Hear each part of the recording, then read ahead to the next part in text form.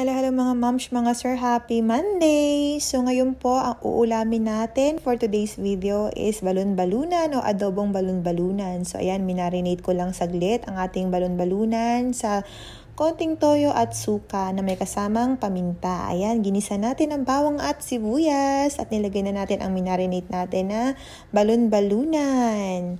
So ayan, naisipan ko lang maghaluto ng balon-balunan. At na-miss ko rin naman siyang kainin. Alright. Sobrang dali lang nito lutuin. Parang nagluluto lang din tayo ng adobong baboy o adobong mga manok. Mga moms, mga sir. Mga talaga. Maraming mga.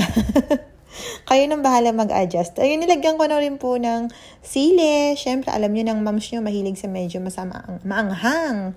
Ayun, nasanay ito ng bata mga kasama nating mga uncle or lolo puro mahihilig sa maanghang. Kaya ayan. At ito nga po, paluto ng ating balon-balunan mga moms. Thank you for watching. Kayo na po mag-adjust at nabubulol talaga ako pagdating sa voiceover.